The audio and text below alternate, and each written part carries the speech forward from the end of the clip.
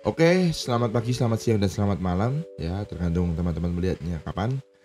Pada pagi hari ini saya akan menjelaskan dan mempresentasikan mengenai sebuah paper yang berjudul An IoT Solution for Load Monitoring and Tracking of Garbage Trucks Fleets yang dibuat oleh J. Maya dan J. Yudi pada tahun 2020.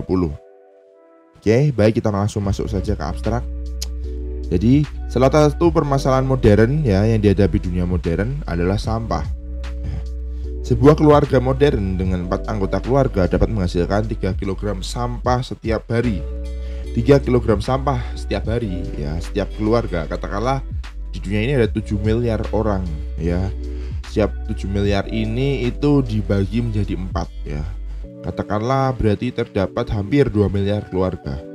2 miliar keluarga dengan sampah setiap keluarganya ada 3 kg, berarti sekitar 6 miliar kilogram sampah ya setiap hari itu dihasilkan oleh seluruh dunia, seperti itu. Nah, pengambilan sampah di zaman modern ini itu tuh kebanyakan tuh diambil oleh truk sampah ya. Meskipun setiap pemerintah itu memiliki solusinya sendiri-sendiri, tetapi memang yang paling banyak kita tahu adalah penggunaan truk sampah untuk mengangkut sampah dari rumah ke rumah, seperti itu. Nah, namun demikian biasanya terdapat permasalahan ketika sampah ini diambil oleh truk sampah. Yaitu misalnya nih, ketika truk sampah sudah mencapai batasnya, maka truk sampah harus membuang sampahnya. Katakanlah truk sampah itu memiliki batas 5 ton gitu ya, dan dia sudah mencapai batas ambil 5 ton juga. Nah, kan nggak mungkin juga truk sampah ini untuk terus beroperasi ya, karena pastinya membahayakan ya. Membahayakan bagi si sopirnya dan juga membahayakan bagi masyarakat yang ada di sekitarnya, karena rawan kecelakaan apabila memang muatan itu melebihi dari yang sudah ditentukan. Nah, lalu paper ini muncul dengan menawarkan sebuah solusi untuk melakukan tracking truk sampah serta memberikan rute tercepat yang dinamis dalam pengambilan sampah, seperti itu. Oke, next. Oke, jadi untuk pendahuluannya, permasalahan sampah menjadi isu yang sangat menantang di masa mendatang. Bahkan menurut data Bank Dunia pada tahun 2050, lebih dari 3 miliar ton sampah ya akan dihasilkan dari seluruh dunia ya. Jadi 3 miliar ton sampah ini akan dihasilkan oleh seluruh dunia dalam waktu 1 hari gitu. Karena jumlah manusia juga pastinya bertumbuh pada tahun 2050. Nah, untuk mengatasi permasalahan sampah di seluruh dunia, sebagian besar solusi yang ditawarkan ya seperti tadi adalah mengambil dengan truk sampah yang sudah terjadwal. Namun dengan sistem jadwal yang ada membuat pengambilan sampah itu malah menjadi lebih terbatas, karena banyak sampah dihasilkan tidak terprediksi sebelumnya. Maka dari itu dibutuhkan optimalisasi rute dan jadwal pengambilan truk sampah. Maksudnya gimana? Misal banyak daerah itu menerapkan jadwal pada truk sampah. Satu truk sampah ya katakanlah dia menangani 5 daerah. Daerah A, daerah B, daerah C, daerah D, dan daerah E. Di mana setiap daerah ini berganti setiap hari. Jadi daerah A Senin, daerah B itu Selasa, daerah C Rabu, daerah D Kamis, dan daerah E itu Jumat. Nah, dari situ ya, apabila nih daerah A kebagian hari Senin ya, truk sampah ini sudah mengambil sampahnya. Dan ternyata daerah A itu pada hari Selasa itu ada sebuah keluarga atau komunitas di daerah tersebut yang mengadakan pesta. Nah, biasanya kan pesta itu kan sampahnya banyak banget ya, seperti yang kita tahu. Nah, karena sampahnya menumpuk ya, tetapi di hari Selasa mengakibatkan sampah itu akan diambil oleh truk ya pengangkut sampah itu pada hari Senin depannya. Karena dengan sistem jadwal itu sudah membuat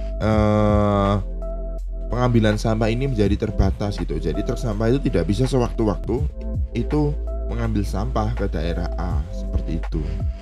Nah, maka dari itu demi mewujudkan workload yang optimal dari truk sampah itu dibutuhkan sebuah sistem tracking seperti itu. Gunanya apa ya? Gunanya biar kita bisa menentukan juga rutenya dari truk sampah ini tuh kemana aja, seperti itu. Nah, lalu untuk paper ini itu studi kasusnya itu berada di kota Recife. Jadi kota Recife itu adalah salah satu kota terbesar di Brasil ya. Menurut informasi, kota Recife itu merupakan kota terbesar nomor 5 di Brasil. Dan kota ini adalah kota pesisir ya, coastal city, sehingga sampah-sampah yang dihasilkan seperti kita tahu, apalagi di daerah pesisir itu banyak sampah ya yang dihasilkan oleh industri-industri yang ada di situ. Seperti itu. Untuk pendefinisian masalahnya ya, proyek pada paper ini itu bertujuan untuk mengefisiensikan rute, mengurangi biaya bahan bakar, maintenance, gaji pekerja, dan menghindari kecelakaan karena kapasitas truk sampah yang sudah full. Nah, di kota Recife, hukum yang mengatur beban kendaraan diterapkan ya. Jadi truk sampah perlu mematuhi beban yang diizinkan untuk diangkut sesuai dengan spesifikasi kendaraan.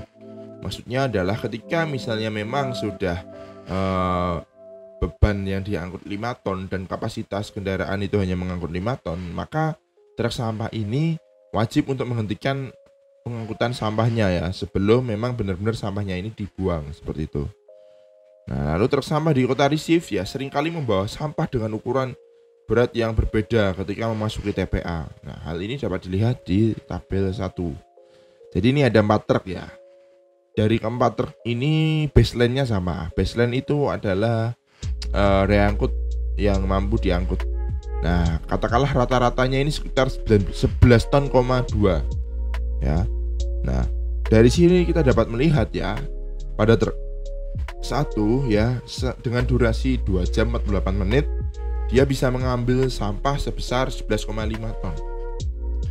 Lalu untuk truk 2 dengan waktu 1 jam 10 menit ya, dia hanya mengambil 790 kg ya, kurang dari 1 ton bahkan gitu.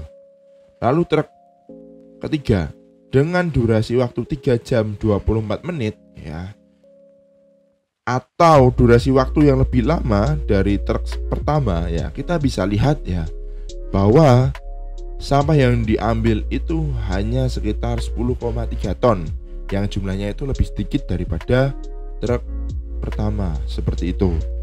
Lalu untuk truk keempat ya, itu dengan waktu 2 jam 45 menit ya, hampir sama dengan truk pertama waktu pengambilannya. Itu sampah yang diambil adalah sebesar 7,8 ton ya, dengan waktu yang hampir sama, tetapi jumlah tonase sampahnya itu berbeda. Nah, hal ini menjadi sangat tidak stabil ya, dan tidak oke. Karena benar-benar gak efektif. Kalau kita lihat, ada yang ngangkut 11 ton, ada yang cuma ngangkut 790, ada yang ngangkut 10 ton, dan ada yang ngangkut 7,8 ton. Seperti itu. Nah, permasalahan inilah yang akan di-solve. Nah, selain masalah beban truk ya, diperlukan juga sebuah sistem yang memungkinkan untuk memantau lokasi dan data pada truk yang nantinya dapat digunakan untuk mengoptimalisasi pengambilan sampah. Seperti pada gambar 1. Jadi pada gambar 1 ini ya, yang ini, gambar truk ini kita dapat lihat ya, bahwa truk sampah ini nantinya itu akan dipasangi sebuah IoT device ya, dimana gunanya IoT device ini akan mengirimkan data-data yang telah diakuisisi dari sensor-sensor yang ada di dalam truk, dan juga sensor beban yang terpasang di ini ya, bagian box dari truk yang untuk mengangkut sampah, seperti itu. Lalu untuk proof of concept ya, jadi solusi yang ditawarkan ya dari paper ini ya, diimplementasikan itu pada skala kecil. Jadi pada paper ini tidak langsung solusi tersebut diterapkan secara nasional, tetapi diterapkan dalam skala kecil ya. Bahkan di satu kota Recife ini dia tidak menggunakan seluruh truk sampah, hanya beberapa saja yang dipasang, seperti itu. Dan rencananya memang dikembangkan dalam 2 tahun ke depan gitu. Berarti kalau paper ini dibuat dari tahun 2020, kira-kira 2022 mungkin sistem ini akan sudah settle di kota Recife. Seperti itu. Informasi yang didapatkan dari truk itu seperti berat, lokasi, dan lainnya harus dimonitoring untuk menghindari kebocoran data. Jadi memang sistem IoT ini itu rawan ya kebocoran datanya ya, karena memang security juga menjadi salah satu isu juga di dunia IoT. Makanya itu pada paper ini juga dia mengistilahkan untuk selalu memonitoring data untuk menghindari kebocoran ya, seperti itu. Oke, next. Nah, ini adalah block diagram sistem ya. Ya, kita bisa lihat ya, ini ada truk sampahnya. Ya, truk sampah ini ya itu menggunakan GPS ya. GPS ini digunakan untuk meng-track lokasinya ya, longitude latitude.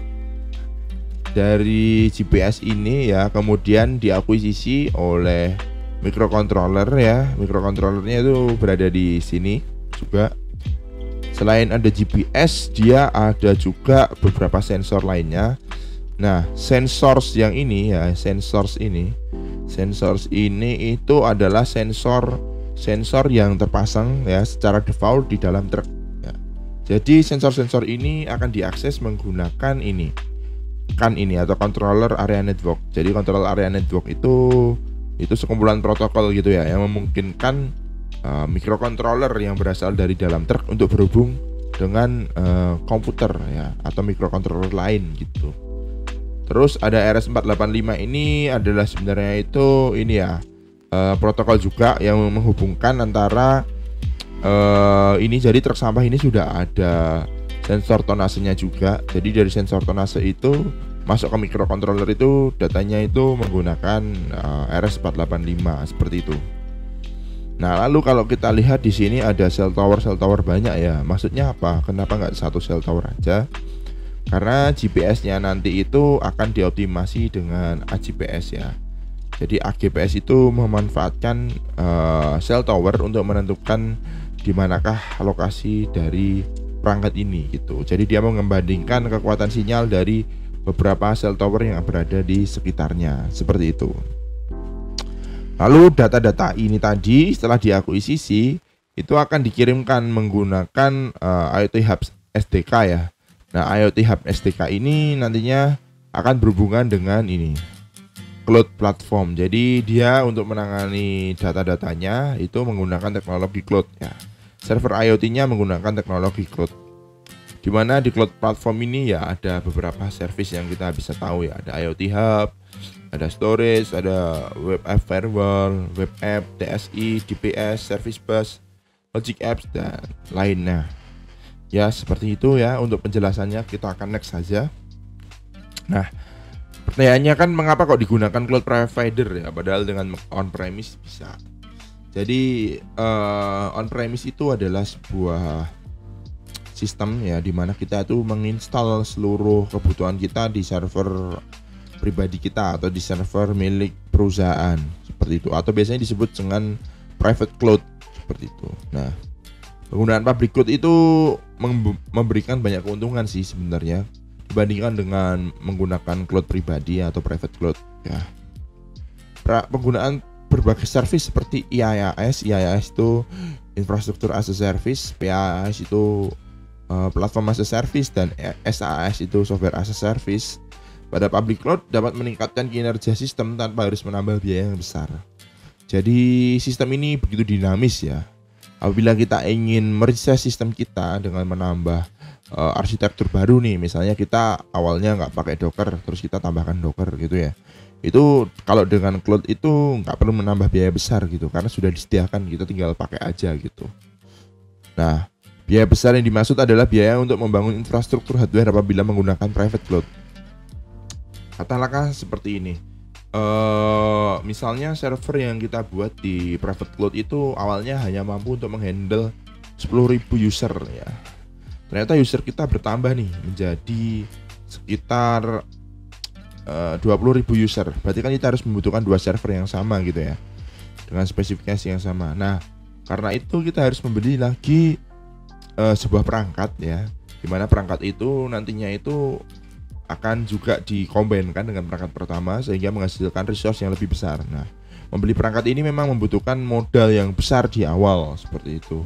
Dan memang bagi beberapa perusahaan modal besar di awal itu menjadi kalkulasi tertentu ya. sepengalaman saya di industri juga kebetulan industri IoT, pembelian server di awal itu sangat-sangat terkalkulasi karena takutnya ketika memang sudah dibeli servernya, ternyata usernya turun seperti itu. Jadi memang akan mengalami kerugian. Nah makanya itu enaknya kalau menggunakan cloud provider ya seperti Azure atau mungkin GCP atau AWS, itu enaknya kita kalau mau resize tinggal resize aja dan biayanya itu nggak mahal gitu loh. Kita nanti tinggal ditarik biaya per jam gitu, sejam berapa US dollar seperti itu saja. Dan menurut saya itu perusahaan pasti lebih suka untuk membayar seperti itu. Ya.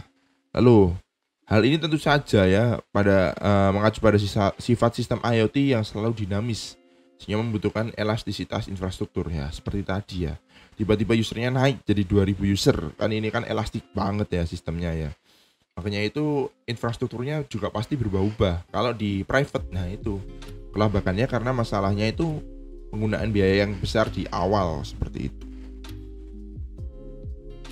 Nah lalu pada paper ini ya, karena dia menggunakan cloud provider yang digunakan adalah Azure. Jadi Azure ini adalah cloud provider yang dibuat oleh Microsoft ya. Ada salah satu servisnya yang bernama Azure IoT Platform. Jadi Azure IoT Platform itu digunakan sebagai server IoT pada sistem ini ya. Seluruh device IoT akan mengirimkan datanya ke IoT Hub, di mana pada IoT Hub sudah terdapat Service Device Provision Security ya, yang memungkinkan pengiriman data aman ya. Jadi tadi kalau kita lihat, kita coba back ya.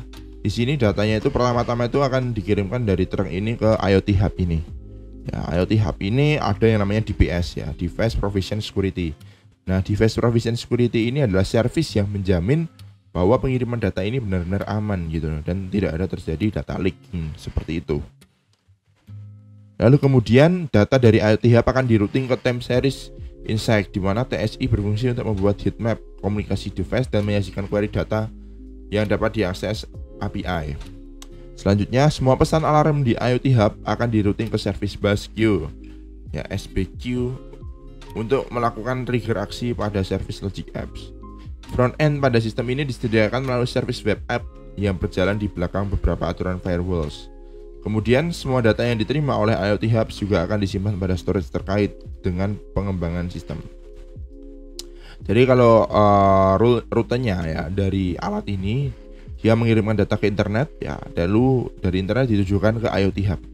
Data yang diterima di IoT Hub selanjutnya itu akan dijamin ya bahwa dia itu aman oleh DPS ini, Device Provision Security. Selanjutnya, data dari IoT Hub ini akan mengalir ya ke tiga service lainnya. Yang pertama ada Service Bus ya. Jadi Service Bus ini itu data yang merupakan alarm ya. Jadi alarm itu di sini ada logic apps ya. Dia itu fungsinya itu untuk mengeksekusi apabila memang ada beberapa data yang harus dieksekusi ya. Misalnya nih ada notifikasi gitu ya. Nah, notifikasi itu dieksekusi oleh logic apps ini.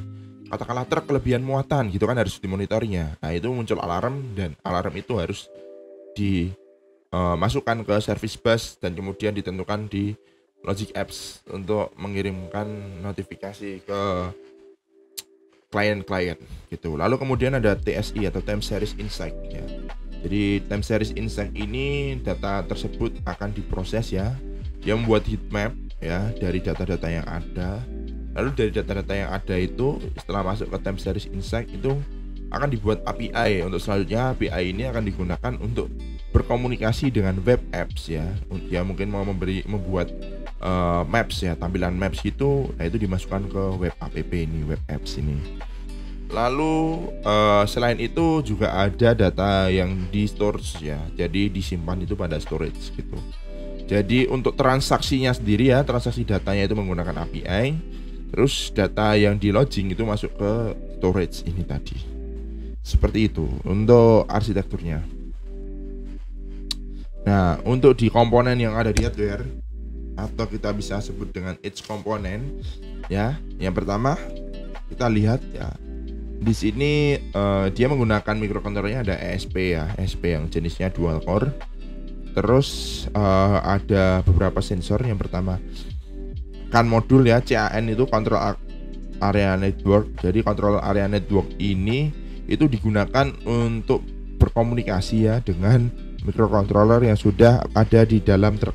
Jadi kalau truk-truk zaman sekarang, truk-truk modern yang sudah menggunakan sistem digital itu menggunakan microcontroller untuk mengatur segala hal yang ada di dalamnya. Nah, CAN ini kalau misalnya ingin berkomunikasi dengan truk ini ya tinggal menggunakan CAN ini, CAN modul ini.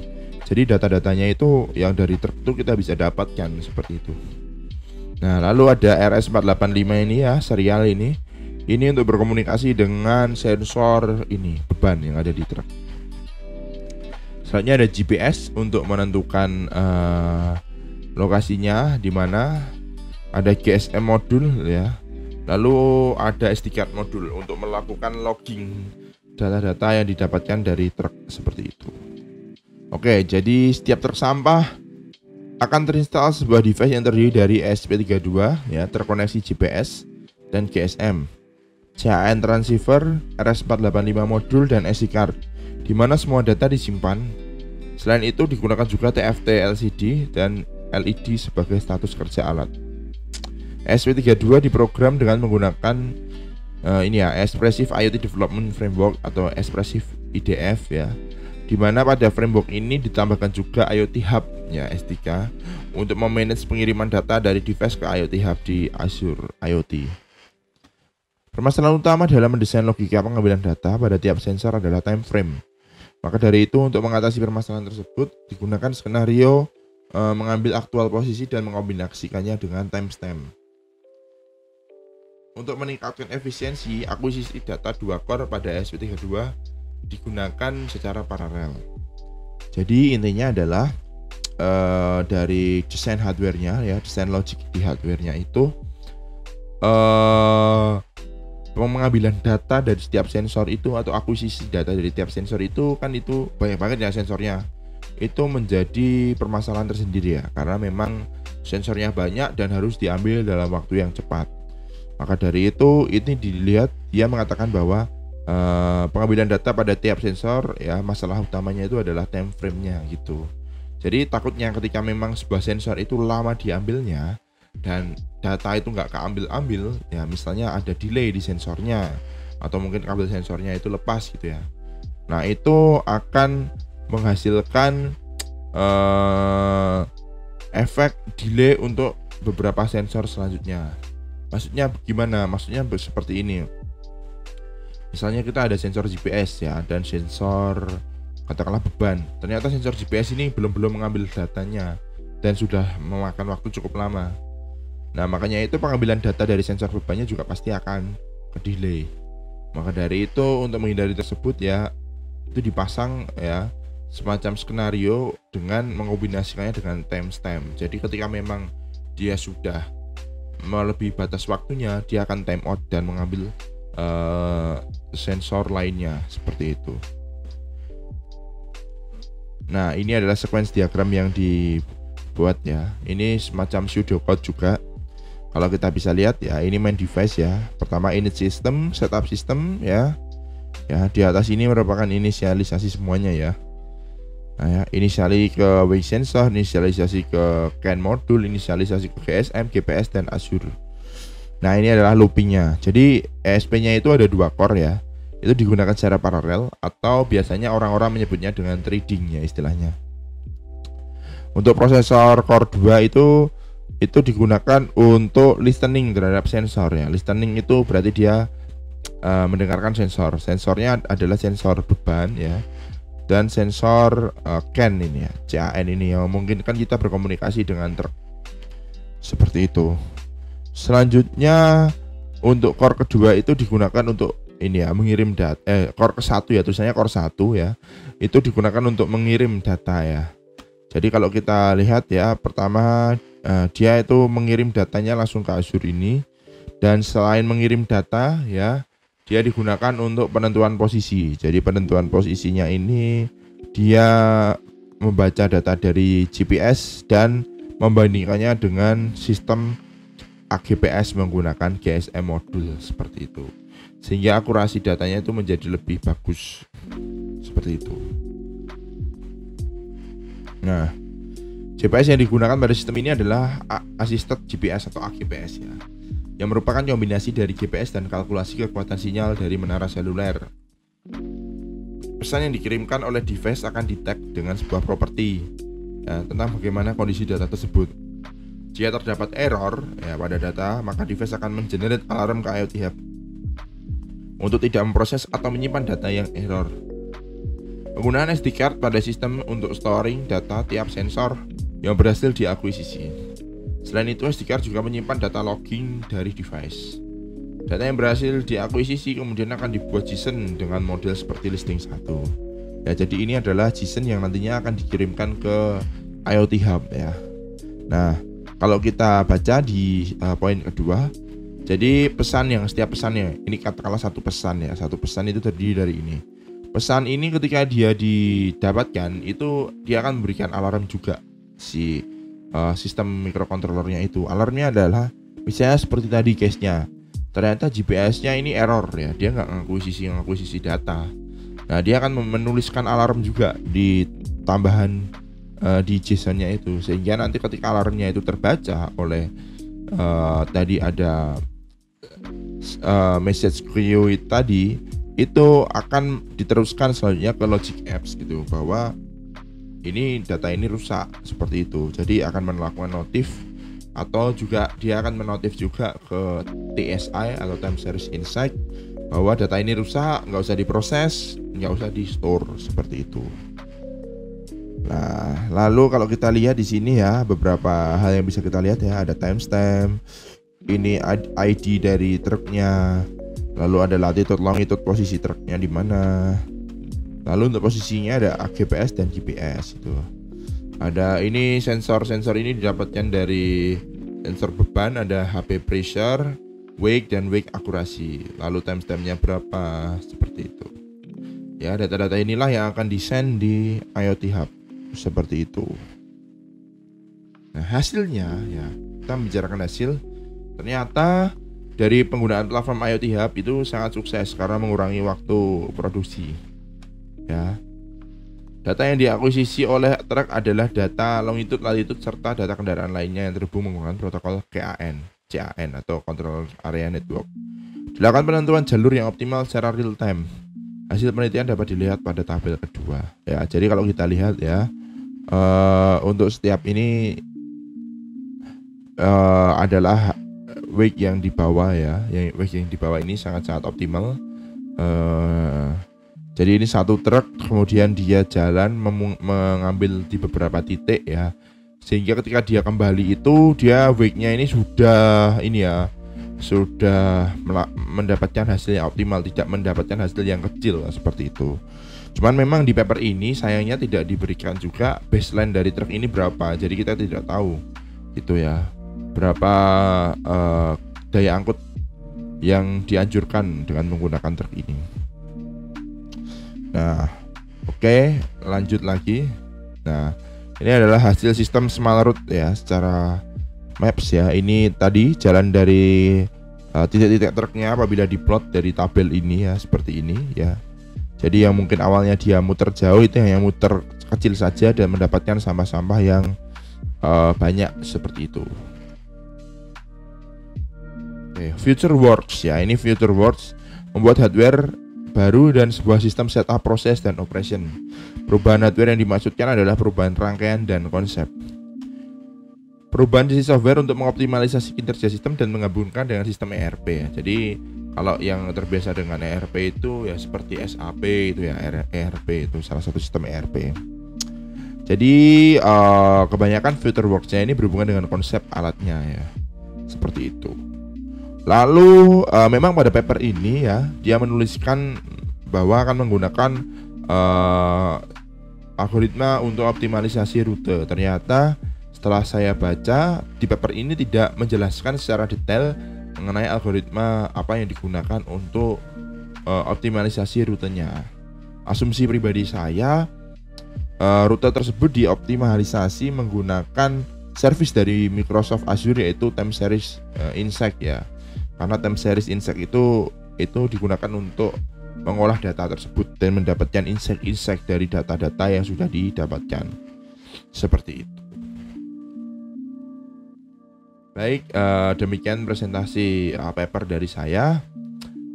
Terima kasih banyak. Apabila memang masih ada kesalahan, mohon maaf ya. Sekali lagi terima kasih ya. Selamat pagi, selamat siang, selamat sore, selamat malam.